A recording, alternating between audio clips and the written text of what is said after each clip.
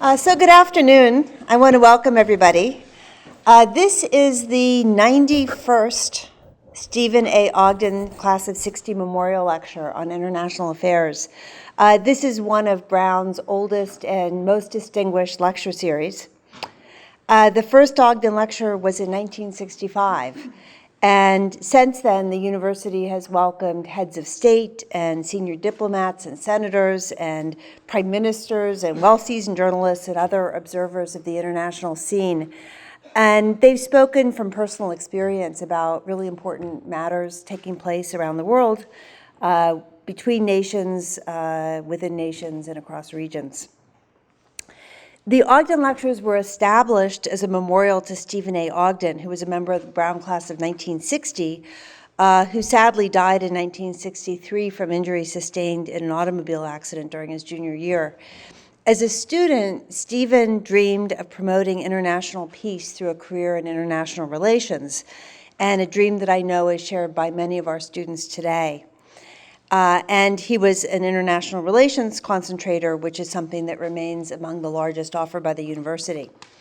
Peggy Ogden, who's Stephen's sister and a member of the Brown class of 1953, can't join us today, but I'm very delighted that her good friend, Susan Adler-Kaplan, has joined us to represent the Ogden family. So I'd like to invite you to stand up and be acknowledged. So thank you for coming. So today it's my very great pleasure to introduce Assistant Secretary of State for Western Hemisphere Affairs and distinguished Brown alumna, Roberta Jacobson. She is a career civil servant. She's risen through the ranks over nearly 25 years at the State Department, assuming key roles in the Bureau of Western Hemisphere Affairs and emerging as one of our nation's foremost Latin American experts. She's been at the center of U.S. policy coordination on defining issues over the last 2 decades like NAFTA, civil-military relations, drug trafficking, immigration, human rights, and democratic transition. Much of this began for Assistant Secretary Jacobson right here on College Hill, where she took full advantage of Brown's open curriculum and designed her own Latin American studies concentration, a multidisciplinary journey that traversed sociology and anthropology and political science and language instruction. In a 2013 interview with the BDH, which is why I know all this, she credited the intellectual freedom and experimentation she found at Brown for cultivating her early interest in an international career. Timing was very important too. Her time at Brown coincided with a wave of democratic transition across Latin America in the early 1980s. And this was a development that she called a, quote, political science laboratory, which deepened her engagement in the region. Throughout her diplomatic career, Assistant Secretary Jacobson has consistently made the case for policy mandates that foster inclusive societies in Latin America. She's encouraged institutional reform so that more citizens' voices are heard. She's promoted educational initiatives aimed at building competitive workforces, and she's championed the role of entrepreneurship and small business as important tools to combat socioeconomic inequalities in the region. She's touted the rise of Cuba's small entrepreneurs as a notable development in that country's emergence from decades of isolation, an issue that she's worked on for years. She played a pivotal role in laying the groundwork for the diplomatic thaw in U.S.-Cuba relations and negotiating the details of President Obama's historic visit to that nation last month. And in recognition of her outstanding service to the State Department and to the nation, President Obama nominated Assistant Secretary Jacobson in June of 2015 to be U.S. Ambassador to Mexico, and she awaits Senate confirmation. So on behalf of everyone at Brown, we are immensely proud of your contributions to international peace and understanding. And I want to ask everybody to join me in welcoming a diplomat who honors the ideals of the Ogden Lecture, Assistant Secretary of State for Western Hemisphere Affairs, Roberta Jacobson. Thank you.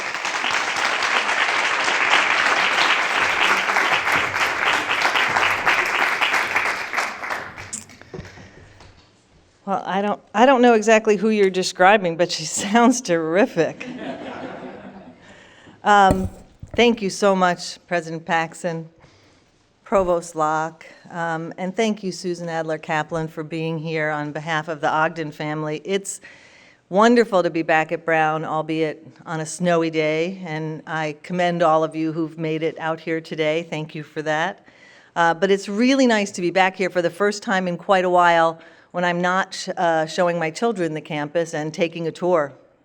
When I first received the invitation to give a Stephen A. Ogden lecture, I was extremely flattered, of course, and so I immediately looked up the previous speakers and I thought, uh-oh, someone's made a terrible mistake. Clearly they mistook me for a head of state, because I suspect it's not often that a 30-year civil servant of the U.S. government gets invited to give a lecture like this. The vast majority of us toil in obscurity, trying to explain to our families just why presidential candidates hate us so much. For the record, none of us bureaucrats is actually faceless, and we're actually real Americans. But this civil servant has been pretty lucky and had a pretty unusual run. And so I'm delighted to start off today by saying that there are, in fact, thousands within the U.S. government who have remarkable and confidence-inspiring stories that they could tell you, and dozens of them helped me along the way. After all of these years of working on the Americas, I've formed some pretty firm views on what's happening today, how the U.S. can help, how we can't, and where I think or perhaps hope things will go in the future. So I'm going to start out by focusing on a trend and a prescription about the Western Hemisphere in general, and I'm going to use some PowerPoint slides if I can get them to work. I guess they're working, so I guess I get to control this. It's the first time I've used PowerPoint. I'm not very good at this. So I'm going to start out about discussing some things in general about the Western Hemisphere, and then I do promise that I will get to the particular episode which probably stimulated my invitation in the first part, the negotiations to reopen diplomatic relations with Cuba after 54 years. And if there's time, I'll close with just a word about the vaunted work-life balance in my career. There's a classic film way before most of your times, but not all of yours, called Network, in which at one point the lead character shouts that he's mad as hell and he's not going to take it anymore. Well, the citizens of this hemisphere feel exactly as Howard Beale did. Why are they so angry? Why does it matter? And why is it actually a good thing? Across the hemisphere, it feels to me like these are already cycling through. Are they cycling, or is it one at a time? Yeah, well, whatever. You'll see all of them eventually, right? Across the hemisphere, we're witnessing, and I'll know which ones you're seeing by your reactions, we are witnessing waves of social protests, peaceful, democratic, and legitimate, against corruption in the Southern Cone, in the Andes, in Central America, the Caribbean, and Mexico. In fact, as we're seeing in this year's election, it doesn't stop at the Rio Grande, but that's for another expert to analyze. Perhaps the single defining feature throughout the hemisphere right now, regardless of economic or political policy, ethnic makeup, or geography, are the corruption scandals being protested by citizens. They range from the massive Operation Car Wash and the bribery scandal in Brazil, where just a few weeks ago we saw the unthinkable, former President Lula detained for questioning, and the head of one of Brazil's largest global companies imprisoned for 19 years, to the relatively small, indeed personal scandals, such as a girlfriend and an illegitimate child, as revealed recently about President Evo Morales in Bolivia, would have netted minimal coverage in the past and been seen as standard operating procedure in many parts of the region. But tellingly, the real scandal in Bolivia wasn't Morales' family entanglements, but the fact that said girlfriend got a job at a Chinese company and that company then won a number of government contracts. But big scandals, small and large, are nothing new in Latin America. What has changed is that people in the region aren't willing to tolerate corruption that comes to light, regardless of magnitude. Partly this is due to tightening economies, after the drop in commodity prices in recent years. There's simply less largesse to hand out to the public. But it's also due to another change in the region, the relative openness of these societies, even ones in which traditional media have been tenaciously repressed. Everyone has a cell phone, and most of them are smart. So along with public knowledge and rejection of corruption, citizens of the Hemisphere are recognizing that even in institutionally weak democracies, they have the right to take action. More and more, they are organizing to act. And in acting, they are finding that they can make change, whether in Brazil, Bolivia, Guatemala, or Argentina. This is a huge victory for citizens in the region and a huge opportunity for us, for cleaner, more transparent governance in the Americas. But it's also a huge risk. So what is the opportunity for us, in particular for the US government, and what is the risk? The opportunity is that the US government can be on the right side of this issue from the beginning, the side of the people, the side of change. The risk is that if we fail to take advantage of the moment, if we fail to heed this frustration and anger, we may well convince our citizenry that democracy cannot deliver. And we cannot afford to be distracted by our own period of electoral upheaval, for lack of a better word. Taking advantage of this opportunity suggests that the time for open discussions of corruption, demands for transparency, and especially accountability has arrived.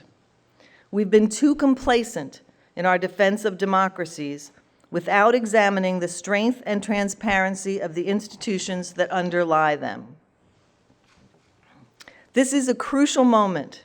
It is not an exaggeration to say that this opportunity would allow the countries of Latin America and the Caribbean to complete the transitions to democracy which began over 30 years ago. It's often forgotten that it was the countries in this hemisphere which began what can now be seen as a global movement away from authoritarian or military governments toward democracy. This hemisphere which pioneered the Truth Commission of public accounting for human rights abuses, and governments of this hemisphere which put their own former rulers, civilian and military, on trial as they wrestled with the balance between truth and justice. But while we celebrated the return of democracy in the Americas, we were slow to recognize that elections alone do not complete the process. It is only now that newly empowered and often newly middle-class citizens are demanding that their governments complete the process to open, accountable executives. It is a moment in which governments throughout the hemisphere face economic slowdown exacerbated by climate change, challenges from brutally violent transnational criminal organizations, and undereducated youth with limited possibilities. It's also one in which there are new possibilities for peace in the longest-running civil conflict in the region, for a trans-Pacific trade partnership, for energy independence, for the inclusion of groups long marginalized from countries' economic progress, and for further reducing grinding poverty. And it is one in which the widespread consensus in favor of democratic governance and respect for human rights is being tested as never before. Michelle Bachelet, the two-time president of Chile and former head of UN Women, wrote recently that the US and Latin America must continue to define our relationship by our shared interests of democracy, inclusion, and prosperity, and noted that Latin America is witnessing its most democratic period in history.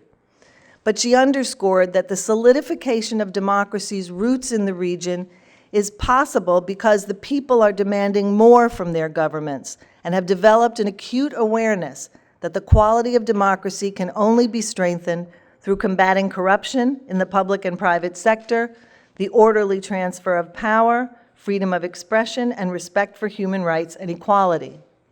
She seizes on an important concept in pointing out that our challenge is the quality of our democracies. So how do we help those who come to office on an anti-corruption platform, buoyed by people in the streets, only to find that the coffers are empty and special interests, some of them criminal enterprises, are seeking to ensure the status quo is maintained. In 30 years in government, I've watched a huge range of foreign assistance programs developed and implemented, every one of them with the best of intentions. But in the end, I've concluded that as important as our security, counter-narcotics, climate, and economic aid may be, there's one area that is the sine qua non of all of them. One area where if we don't help countries get it right, no amount of funds in other areas can bring about sustainable change in the quality of our democracies to create middle-class societies. To paraphrase the inimitable words of James Carville in the 1992 presidential campaign, it's the rule of law, stupid. Without the rule of law deeply rooted and entrenched throughout the Western Hemisphere, it will be impossible to confront climate change and agricultural disasters, the insidious destruction of those narcotics cartels and transnational gangs, or the authoritarian despot of any political leaning who wants to bend democracy to his or her will. It will also mean that U.S. companies bound by the Foreign Corrupt Practices Act, when their competitors are not, will be unable to compete on a fundamentally unequal playing field. So what does it mean to have the rule of law? It means democratic institutions of government that are transparent to all the people. That one's for all of the students in the room. That are accountable, where those who do wrong in government are found and punished, and that are efficient, where services are delivered to those who need them, not to the favored few. President Obama pointed out that corruption isn't just immoral. It siphons off billions of dollars that could feed children, build schools or infrastructure. It stifles economic growth and promotes economic inequality, certainly the opposite of what is needed in Latin America. It aids and abets human rights abuses, and it fuels organized crime and instability. Knowing how corruption affects growth and inequality, we have to acknowledge that it matters with whom and how we do business. Will we do business openly with transparent competition or in unfair backroom deals, which some countries and some companies are more comfortable with than others? It is also a moment to overcome institutional weaknesses that allow corruption to breed. That effort, which is constant in all countries, involves creation of internal and external watchdogs, inspectors general, offices of professional responsibility, and a robust civil society holding institutions accountable from outside. And time again, what I've seen is that the weakest link in these democracies are the judiciaries. To be countries of laws and not men means strong, independent judiciaries where both the access to and the quality of justice are actually delivered. So many of the other things that citizens seek begin with the reduction of corruption within the judicial branch. And so I've become convinced that among the most important programs we can support are those to strengthen judicial systems, judges, prosecutors, public defenders, and mediators.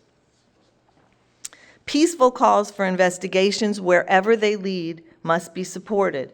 Institutions that are more responsive and independent, acting within the law, must be the result. We need to work with those leaders who agree and keep good governance at the top of our foreign policy discussions. We need to empower citizens as watchdogs and the voice of those who have none. And we have a powerful ally in Pope Francis, the America's Pope, who has reminded us in his electrifying visits to the Hemisphere that to those whom much has been given, much is expected. The segue to talking about Cuba will seem like a bit of a non sequitur after discussing democracy and anti-corruption, but in many ways they're directly related. The impetus for change in our Cuba policy is obviously to see how and whether we can hasten the day where Cubans freely make their own political and economic decisions. But it's also about wanting to have better relations with Latin American countries where our Cuba policy had gone from being a pebble in our shoe to being a boulder. And so on December 17th, 2014, Presidents Obama and Castro went on television and announced the two countries were reestablishing diplomatic relations. President Obama, recognizing that he could not overturn the embargo on his own, it would take congressional action, did the one thing that was both within his power and would clearly signal to countries around the world that things had changed in this relationship. He made all 12 areas of authorized travel to Cuba eligible for general instead of specific licenses, so you no longer needed permission before traveling. He said the State Department would review Cuba's placement on the list of state sponsors of terrorism, and he said that the State Department would immediately begin the negotiations to restart diplomatic relations with Cuba. And that's where I came in. For nearly 6 months, my Cuban counterpart, Josefina Vidal, and I, along with our teams, negotiated the terms under which we would reopen our embassies.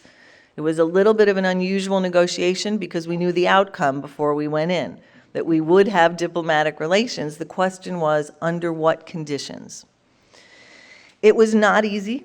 Josefina, as everyone knows her, is a very tough cookie. She's a true believer in the revolution and can be dogmatic. She probably believes the same thing about me. But as I'd learned over more than a year working with her on migration issues, particularly in my quest to return Alan Gross, an American aid worker sentenced to 15 years in a Cuban prison, home, she can negotiate. We had made some progress in the conditions of Gross's confinement, reluctantly granting certain benefits to the Cuban prisoners known as the Cuban Five, who had been convicted of espionage in some cases, and in one case of conspiracy to commit murder. But we began our negotiations by deciding what we did not want to talk about. We did not want to talk about things that did not directly relate to the opening of an embassy and diplomatic relations. We reviewed other cases of reestablishment of relations, of which there actually had been very few in recent years. But neither Libya nor Burma nor even Vietnam provided very real models. Nothing was quite like Cuba, a country where more than 2 million of its former citizens live in the U.S., that had had a fraught relationship with the United States virtually from its beginning as a nation. What was clear was that this wasn't going to be an embassy that operated the way ours do in London or in Paris. But it had to be an embassy that operated roughly equivalent to the way our embassies operate in other repressive environments. So ultimately, we recognized that there were 4 areas we had to focus on. Staffing and personnel, where we had been artificially capped by earlier agreements with Cuba. Security surrounding our mission, which had been excessive for years in an attempt to really intimidate Cubans from coming into our embassy. Provisioning our embassy because we had not been able to get containers of equipment in for almost a decade. And perhaps most important of all, the ability of our personnel to travel freely around Cuba. For years, we had been restricted to Havana, except on rare occasions, with the Cubans reciprocally restricted within the Beltway. Now, 18 months later, after raising the flag over our embassy in Havana for the first time in 54 years, with the 3 Marines who took down the flag in 1961 present again, we have begun nearly a dozen bilateral dialogues on subjects as diverse as human rights, marine conservation, and law enforcement. U.S. companies are engaging in permitted areas in ways that will benefit the Cuban people. 1 in 4 Cubans works in the burgeoning private sector, and connectivity to the rest of the world, while very limited and expensive still, is giving Cubans, especially young Cubans, more tools to take control of their lives. But we have to acknowledge that deeper economic change and any political change has been slow or non-existent. There is little doubt that the president's visit electrified Cuban citizens, enabling them to hear words of support on democracy and human rights for the first time on live television. Cuban Americans I know have told me that they were in Havana for the visit, and that Cubans have told them that everyone in Cuba will remember where they were when they heard Obama speak. There's a long way to go. A gerontocracy has to give way to post-revolutionary leadership, And most importantly, we need to remember that Cuba's future will be decided by Cubans. But we believe strongly that this is more likely and will come more quickly with Cubans of all walks of life engaging with Americans. Brown understood the need and the value for that engagement for more than 2 decades. Sometimes it just takes the U.S. government a little longer to catch up. The one final thing that I wanted to mention is one word for the students in the room about work-life balance, which I get asked a lot. My former colleague, Anne-Marie Slaughter, has written extensively about the difficulties of balancing work and family while she was at the State Department in a senior position. And I think she's focused on the right issue, which is how society can change such that we aren't necessarily making the same choices. But having been in government for about 30 years and having been, quite honestly, in perhaps the agency of government that has been slowest to get with the program, I will say that it's still difficult and that I still, unlike my colleague Anne-Marie Slaughter, still do use the phrase working mother, because although I wish we could say working parent, as if mothers and fathers had it equally difficult, in fact, I think it's tougher on working mothers still. And I know that at my swearing in, I thanked my children for always being the ones to volunteer to bring plastic cutlery to the parties in their school, because they knew that mom wasn't going to be baking overnight for the party. So everybody has to compromise a little bit, I guess. But I've also spent a lot of the time in this job trying to make sure that our senior ranks, ambassadors, deputy chiefs of mission, et cetera, look more like America, starting with women. And I'm sorry to say that after 4 years, I have not been nearly as successful as I would like to be. So we still have a long way to go, and it's not going to stop me trying, and I hope it won't stop all of you either. Thank you very much.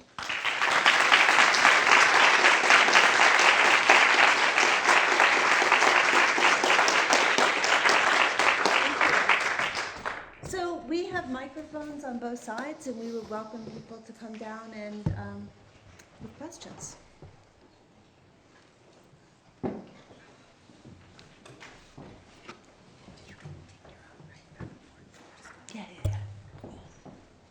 Whoever gets there first. Go ahead. Hi, thank you so much for your speech. It was really great. So you said you want to make the State Department and ambassadors look more like the rest of America. So how can we combat ambassadorships being given to people who've donated a lot to campaigns? That same happened with the Obama administration. We saw Charles Rifkin, the ambassador of France, being a major campaign donor to the Obama administration. So how can we see to make ambassadors look like the rest of America? How can we ensure that it's not given? It's given to more, career diplomats like yourself and not campaign donors. I was hoping you were going to ask me about something that was actually within my control. I can ask something else too. But no, look, it's a fair point. I should start off by saying that, when you ask a career official whether we think there should be more positions for career officials, we're going to say right on, and we like that idea. But I will also tell you, and I really do think this is important, political appointees, people who are close to the president in many cases, close to members of the cabinet, bring something to that job that we cannot, and it is sometimes invaluable. When I worked as the head of the Mexico office and subsequently as the Deputy Assistant Secretary for Mexico with Tony Garza, who was George W. Bush's ambassador in Mexico, and we were working on the Merida Initiative, a package of aid to Mexico. We worked for 8 or 9 months on the package, with the Mexicans, what we would do, how much money, back and forth, all the rest of this, the conditionality. It was very tough. And at the very last minute, before the president introduced the supplemental to Congress, it was going into a supplemental budget request, it was going to get dropped out by OMB. Just not enough money, not a priority, wars in Afghanistan and Iraq, et cetera. That would have been the end of that story, except that Garza was a friend of the president's. And he called him up and he said, you can't do this. you can't do this. This is critically important to us. And the money stayed in. And I've seen that time and time again where your policy message can actually get more effectively made by people who actually are close to the president, who know what he may want or how to get his attention. I've also worked with some of the best business people and the smartest entrepreneurs in those jobs. So I would hesitate to sort of push off all of the political appointees, bundlers or not, because they do bring some very special skills. And I think they've been uneven, perhaps, as have career people, but I do think there's a place for that. I think it's really a question of percentages. Thank you. Sure. Hi. Yes. So I'm wondering about how the State Department can further your goal of anti-corruption in cases where the best strategic interest of the United States is to back someone who is corrupt or oppressive, et cetera. Maybe it's less in your profile in the Western Hemisphere, but I'm thinking, for example, the U.S. and a lot of the Western world has found a strong and reliable ally in President Sisi in Egypt, who runs a very repressive regime there. Yesterday, I got home from a trip to Ethiopia, and local people were talking about how, the day before an election, the opposing party will be jailed. And somebody I was talking to literally looked over his shoulder when I tried to talk about politics with him. Yet the U.S., as many countries, have a strong interest in Ethiopia being stable and prosperous with its current regime, while every country around it falls apart. So how do you balance those goals? Yeah, I mean, I think, well, I'll start off by saying this is why I stay in the Western Hemisphere. But it's not that we haven't had our own examples, obviously, of that. I think the first thing I would say is that I ultimately am a very firm believer in Churchill's adage that, I think it was Churchill, I'm not entirely sure, that democracy is the worst political system except for all the others. The question to some extent is long and short-term stability, okay? If what you need or want in our own interest is short-term stability, then a repressive ruler might actually be the answer. But long-term, that is not going to be stability, because it ends. It always ends, and it usually ends badly. And if we're on the wrong side of that discussion, it can end badly for us. But I think it's also important to look at a country's circumstances and figure out where you're going to have the most influence. Are you going to have influence with the Egyptian president on human rights or political freedoms or media freedoms by engagement or by turning away? So it's not just, do we back a repressive regime or not? I think it's never as clear-cut as that. We can stop giving aid to a country. I will guarantee you that in most cases, that simply means that the people who were receiving that aid will no longer receive it, and the government will do just fine, thank you very much. On the other hand, you also recognize that there are certain things you cannot countenance. And so you're constantly balancing when you walk away, when you speak out, and we continue to speak out in cases like Egypt, in cases in my circumstances in the Western Hemisphere, we continue to speak out about human rights abuses in Central America, even with the government of Honduras, which is an ally on certain other issues. And they resent it. They hate that we criticize them for things like that. We aren't going to stop criticizing things we think are wrong. But you have to actually calibrate pretty carefully what the word backing means, and when you withdraw your aid, which is really what people usually are talking about, and when you continue to work with a government. And I just don't know that it's always as clear as we would want it to be, especially in places that are still moving through that transition from authoritarian to democratic rule. So I do think people are confronted with a tough decision in those cases. And I do think there have been times when we have had to say, no, that's enough. We're not going to engage with you anymore because you've really demonstrated your values are not the same as ours. In this part of the world, it is fundamentally easier, if you will, because the values are based, they're Western, they're based on most of the laws in the region until subsequent changes in constitutions, et cetera, were based on the U.S. Constitution or the French Revolution, as some of our ideas were. But elsewhere, that's a little bit muddier, I think. I'm not necessarily defending the rest of the region's policies or ours towards the rest of the region, but I do think it's a little bit easier in the Western Hemisphere. So. Future Ambassador Jacobson, maybe. Thank you very much for the work you've done in Cuba. Thank you for the vote of confidence. Yeah, well, let's hope we see you get that ambassadorship. Hope is It'd be good. Wonderful.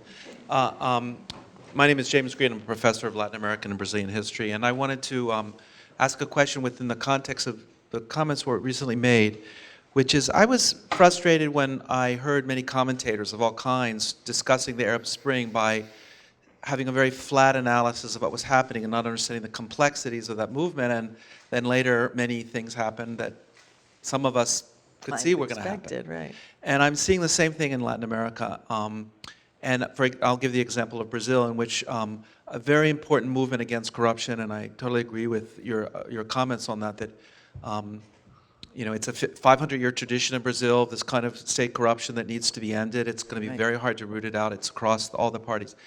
And I see some analysis saying that all the movements that clamoring for corruption are just that, when many social scientists who have been trying to look at the anti-government mobilizations calling for the impeachment of the president have embedded with them other ideologies and agendas, including the agenda of rolling back many of the tentative social changes that occurred in the last 12 years in Brazil, social service projects.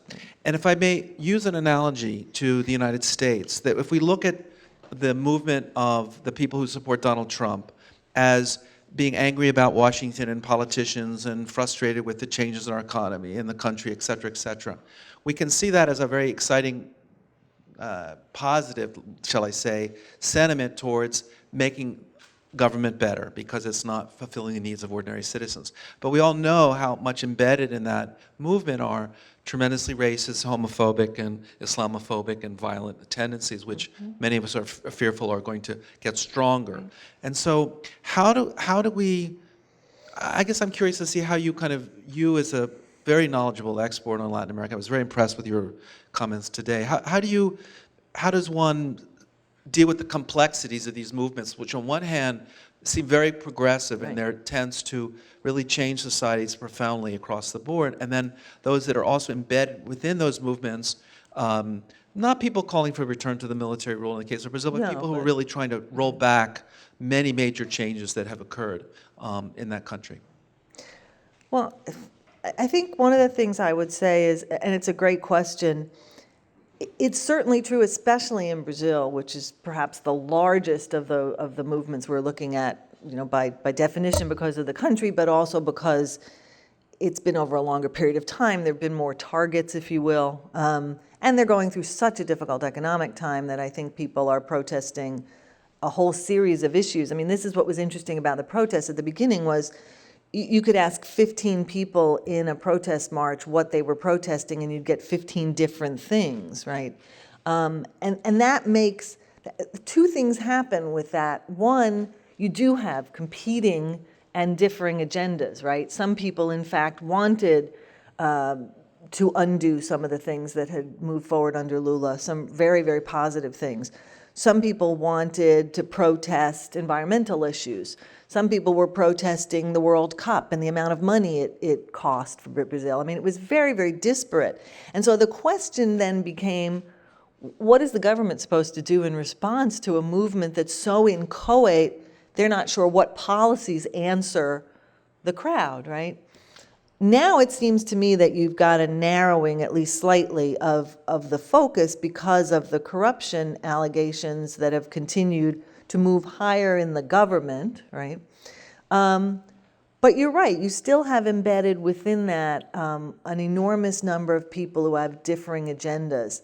And it's one of the reasons why I don't actually see a way out of this that isn't something more structured, whether it's a national dialogue or political parties debate among themselves to move forward in some kind of a compromise on policy, probably economic policy to start because of the situation being so difficult.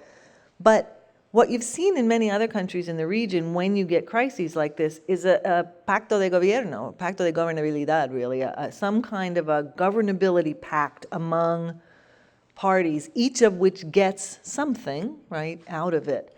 I don't see that forming in Brazil, partly maybe because it's so large, so disparate, but that's what worries me a little bit. I also think, though, that and we talked about this a little bit earlier, I think there's also a role for the private sector that is impossible in a way to be played in Brazil right now because they're all worried they're going to be arrested next, not to put too fine a point on it. And that's not fair to the Brazilian entrepreneurial class. But I do think that there's a role to be played by whether it's the equivalent of the Chamber of Commerce or others in the private sector to helping, have that national dialogue that I don't yet see in Brazil, but what you need to have. Other countries have had it through elections, right? Brazil has a long way till the next election. And so, in a sense, what you've got right now is the negative. We can expiate the sin, but nobody is yet talking about what comes next, right? If you really want to impeach Dilma, then what? And you can't, I've always believed, and I continue to believe it, and I may be just hopelessly optimistic, but I don't think people win when campaigning on a negative, right? I think you end up having to campaign on a positive, but the United States may prove me wrong. I'm going to go back over there just for a second because you had more folks at the microphone. Go ahead. Yes, I wanted to ask about U.S.-Cuba relations specifically. And I want to preface this question saying that I do support U.S. rapprochement with Cuba, and I do think it's a good idea. However... I knew there was a but there someplace. That's okay. Keep going. But you talked about supporting more open, transparent regimes that are democratic in the region of Central and South America, when in many ways the Castro regime is still very much the exact opposite of what you were supporting. Right. So my question is, what exactly is the reason for that, and how can the United States really hope to affect a country that has been isolated for decades? And does that not, does this kind of diplomatic rapprochement not encourage or, not show to the, maybe some more bad actors around the world that if you're patient, the United States will eventually give in? So a couple things. It's a good question. The first is you're absolutely right in your qualification of the Cuban government. It is not a transparent or accountable government. There would be no argument on that. I would argue it's not democratic, although the Cubans would argue they have regular elections. But there's only one party that's authorized. That's not a real election in our view. So I think it has a long way to go on meeting the criteria that I laid out for everybody else. We haven't changed our view on how governments should behave or respond, but we also don't view having diplomatic relations as a gift. Having diplomatic relations with countries does not mean we endorse those governments. Never has. We have diplomatic relations with countries all over the world that we don't like particularly well. In fact, having diplomatic relations with countries almost inevitably means that our embassy personnel are out there being a pain in the ass. It is anything but a gift. That's why we get kicked out sometimes, because we go all over the country, we talk to whoever we want, that's part of the deal. It's one of the reasons why the Cubans never suggested this. This was a U.S. suggestion that we restore diplomatic relations. because we believe that it was one of the fastest ways to undermine the narrative that the U.S. is responsible for all of Cuba's problems. A narrative which crumbled virtually overnight. Lots of other things are going to take forever in Cuba. That narrative of the Cuban government was gone within a month. Nobody believed it anymore. The other thing that I think is interesting is, you talked about working with a country that's been isolated for 50-something years. In fact, Cuba wasn't isolated. We were isolated in the policy. Cuba was trading and interacting with 190-something other countries around the world. It was only we who were not engaging with the Cubans. And yet, Cuban government said we were the reason for all of its problems. We're 90 miles from Cuba. I understand that there is a natural relationship between these two countries, but they were interacting with everybody else in the world. And the isolation on information, for example, was imposed by the government and remains pretty strenuous, pretty strict. So the bottom line here is that we didn't do this as a reward to the government or as a benefit to the government. There may be some benefit to the government, but we think the overwhelming benefit, which makes that cost-benefit analysis worth it, is to the Cuban people, who we've never been trying to hurt and, in fact, would like to help. So all of the things that we're doing, we look through the premise of, is this something that helps the regime or helps the Cuban people? And to the greatest extent possible, we will be doing things that help the Cuban people, not the government. And we think that's just a more effective way to interact after 54 years. We may be wrong, but we clearly saw the bankruptcy of the previous policy. Thank you. Thank you for your talk. It's very fitting that you gave this talk today because we may be in the midst of one of the greatest political scandals ever seen in the world. The Panama Papers. Yes, right, the Panama Papers. So Mossack Fonseca, for those of you who don't know, is a company that creates shell companies for tax evasion and money laundering. And many governments, both from the Western and Eastern Hemisphere, have been implicated. There was actually a protest of several thousand people in Iceland today because Iceland's prime minister is implicated. So my question was... Actually, I think there was a vote of no confidence in Iceland. Wow. And the prime minister has refused to step down, so this should Right. be interesting. Yeah, it's truly staggering. It is. And my question is, I agree. how can civil society ever possibly keep the global elite accountable when their interests Yeah. seem to be lying in keeping funds offshore? It's a really fair question. When you look at sort of the seamy underside of financial transactions, and, I can speak freely as a government civil servant with a husband who's also a government employee, so there's no seamy underside in our finances. We never made enough money. But I think this is actually a very, very important question, because some of what will be discovered, and I haven't looked at the... I don't even remember how many terabytes of There are information. 2.3 and 11.5 million documents leaked. Right. So it's larger than any of the other leaks or, publication of documents that we've seen in the past. But one of the things that's interesting is I think what you'll find, my guess is from what I've read, you'll find financial activities that are both legal and illegal, right? You'll find lots of things that are not just technically, but truly legal, right? And then you'll find things that get into gray areas or beyond.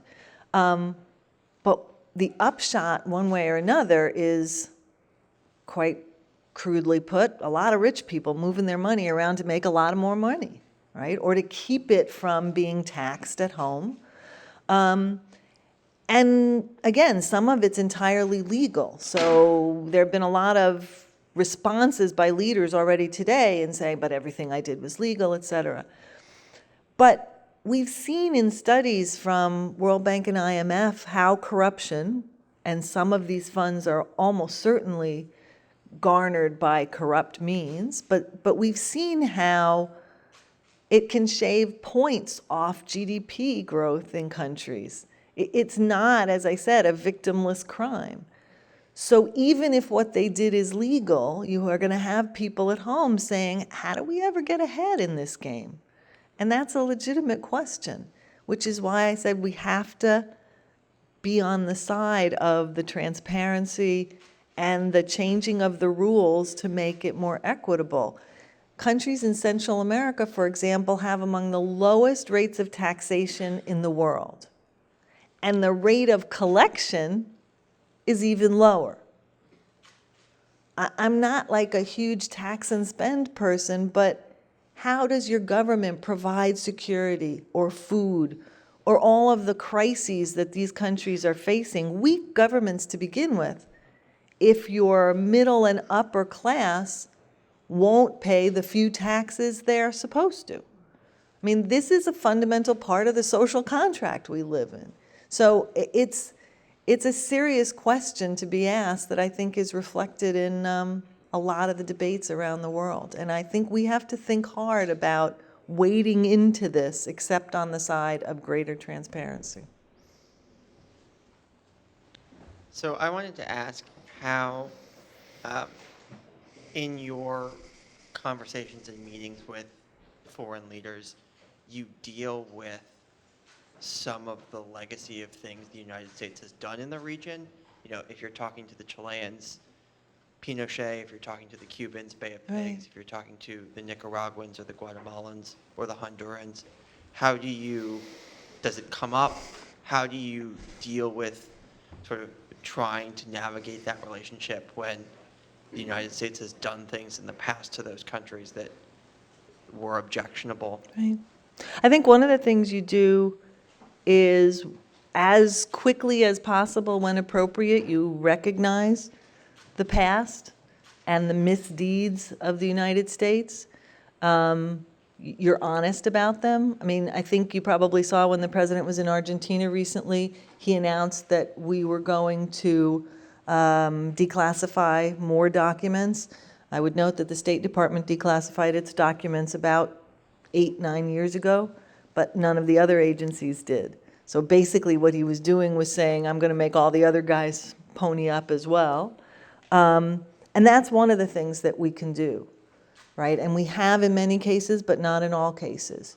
And so we've done a lot of work in this administration. When Vice President Biden was at, I can't remember whether it was Dilma's second inaugural, and I was with him, he turned over a set of documents going to the Truth Commission, the National Commission there. Maybe it was her first inaugural. This is awful, but one of the meetings he had with her. We've done a special declassification project years ago on Chile. We're now going to declassify further documents on Argentina. So one of the first things we can do is be transparent, right? And in fact, the recent announcement by the president will probably include reductions of redactions, which means we're going to reduce the amount of text that's blacked out. Because as more time goes by, you don't need to black out all that text. So I think being honest is a big part of it. It doesn't come up all the time. Americans, as we know, sort of put history behind them and forget it far too fast, and our Latin counterparts often hold on to it for too long. We've got to meet somewhere in the middle. We've got to be aware of it and understand the reaction to it. But we're also hoping that our counterparts will allow us to move forward once we do that, which is not to ignore it, it's just to be able to build a different relationship. And in most cases, they want to. Okay, thank you. So one more question. Sure. Do we have time for one more question? I think if it's yours, Emma, we do. Thank you. So this question refers to your work with the 100,000 Strong campaign, and particularly for the students in the classroom. I'm wondering if you could talk just a little bit about where you see the future of citizen diplomacy and other creative means of diplomacy as foreign relations progress in the region.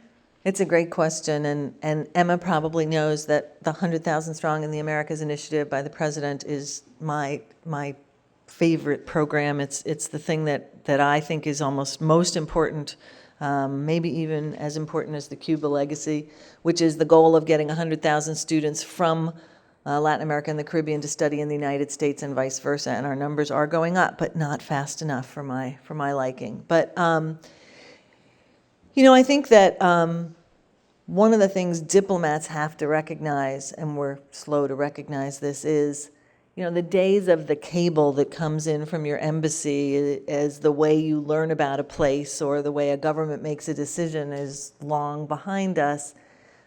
But just as we are adapting to new media and trying to use it to broaden the sources of information that we have to understand that our own citizenry is interacting with publics overseas in ways that weren't true in the past either. And that is an enormously valuable resource for us to be able to talk to people about how they're interacting, what are they learning, and frankly, is what they're learning accurate, or is somehow there a misperception that can be conveyed as well, both of other countries and of ourselves. I think we have to remind ourselves that virtual connections are not the same as actually being there, right? I think most students who've lived abroad understand that that is a transformative experience, different from Skyping with the guy in Rio all the time. So I think we have to kind of keep pushing ourselves on this. There was an article in Foreign Affairs, it might have been the most recent edition by, I think it may have been a British or Australian former diplomat or journalist, who was talking about the way in which those countries have been slow, Commonwealth countries have been unbelievably slow to put social media into their diplomacy, which I understood, but he also then talked about, you know, is the embassy obsolete? And I would say, especially if we're talking about the nuances that we were talking about in things like a protest movement, that embassies and people in those countries is not ever going to be obsolete, because you can't get it all from the screen. You just can't.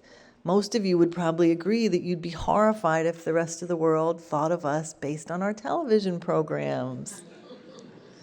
And they do. So anyway, so, you know, you just, I think that the underscoring of being there and the experiential part of that, both diplomacy and citizenry, it's one of the reasons why the changes in the Cuba policy were designed to let more Americans travel to Cuba, and more Cubans, hopefully, with changes in the Cuban rules, come here.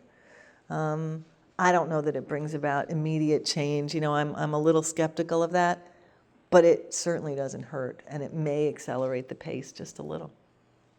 Thank you. Thank you so much.